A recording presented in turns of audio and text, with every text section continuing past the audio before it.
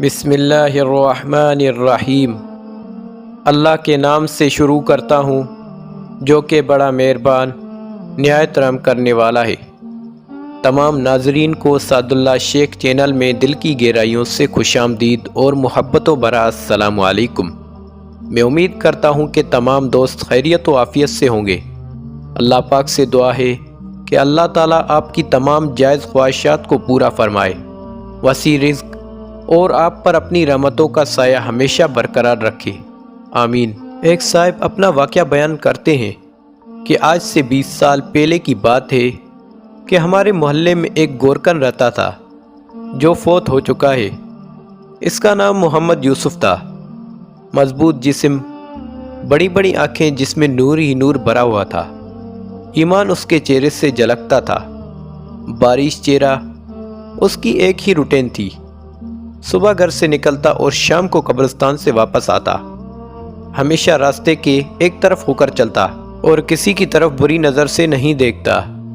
एक दिन मोहल्ले के पढ़े लिखे लड़के इकट्ठे हो गए और यूसुफ से कहने लगे, आपकी सारी ज़िंदगी कब्रिस्तान में गुजर गई है, कोई एक वाक़या सुनाइए।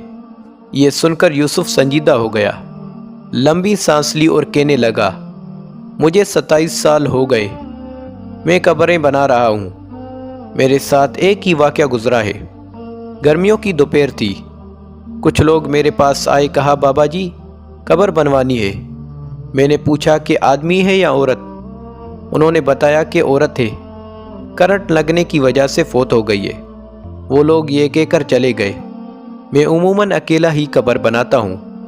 मैंने सख्त गर्मी में कब्र बनाना शुरू कर दी। दोपहर 2:30 बजे कब्र मुकम्मल तैयार हो गई। कब्र को फाइनल टच देने के लिए मैंने कब्र के अंदर कुदाल मारी। मुझे ऐसी आवाज़ आई जैसे कोई शीशे की चीज़ टूट गई हो, और फिर बस खुशबू ही खुशबू फैल गई और कब्र ठंडी हो गई। मैं कब्र में ही लेट गया। बाहर सख्त गर्मी थी, अंदर कब्र ठंडक और खुशबू से भरी हुई थी। इससे मेरी रूह तक खुश हो गई और मैं हैरानी और दहशत से खामोश रहा। चुनाचा मगरिब के बाद जनाजा आ गया।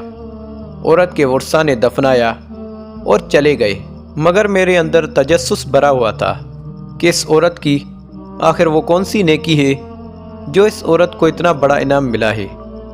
चुनाचा बातों ही बातों में मैंने मालूम कर लिया कि ये औरत फरीद गेट बावलपुर की रहने वाली थी और बिजली के करंट लगने से फौत हो गई।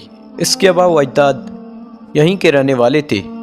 मैं पूछता पूछता फरीद गेट तक पहुंच गया और औरत के बारे में मालूम हुआ कि इस औरत का खाविंद था जो कुछ अरसा पहले फौत हो गया था। वो बेचारा 6 साल तक बीमार रहा। इस औरत ने दिन रात उस खाविंद की खिदमत की। शदीद बीमारी के बावजूद उसके साथ बेवफाई नहीं की और दिलो जान से उसकी त्यामतदारी करती रही। बावजूद गुर्बत के उसको मेहनत मजदूरी करके खिलाती रही और अपने जज्बात को अपने खाविंद पर कुर्बान कर दिया। जो लोग अल्लाह की रज़ा की खातिर बेलौस इंसानियत की खिदमत करते हैं और अपनी रातें भी अल्लाह की राह में जागते हैं, उन्हीं लोगों के बारे में अल्लाह ताला ने फरमाया है कि मैं ऐसे ऐसे इनामात दूंगा जिसको ना कभी किसी आँख ने देखा होगा और ना कभी इसका किसी ने तस्वर किया है।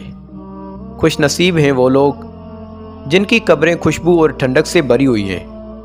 हुजूर पाक सल्लल्लाहु अलैहि वसल्लम का इरशाद पाक है कि कब्र जन्नत के बागों में से एक बाग या जहन्नुम के गढ़ों में से एक गढ़ा है। मोहतरम अजीज़ दोस्तों, ये हम तक है कि चाहें तो अपनी कब्र को जन्नत का बाग बना दें या फिर चाहें तो अपनी कब्र को जहन्नुम के गढ़ों में से एक गढ़ा बना दें।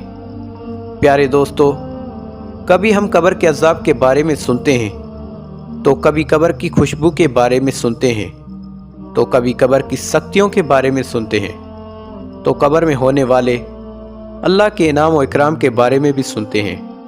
ये हम पर मुनस्सर है कि हम इस दुनिया में अपने आमाल की वजह से अपनी कब्र को किस तरह बना सकते हैं। अगर हमने इस दुनिया में अच्छे आमाल किए, नेक आमाल किए और अल्लाह पाक को राज़ी कर दिया तो हमारी कब्र जन्नत के बागों में से एक बाग बन जाएगी।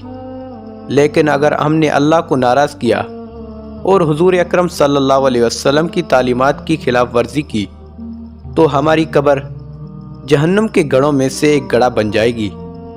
دعا ہے کہ اللہ پاک ہمیں اور سب مسلمانوں کو بخش دے اور آخرت میں ٹھنڈک عطا فرمائے، آمین یا رب العالمین۔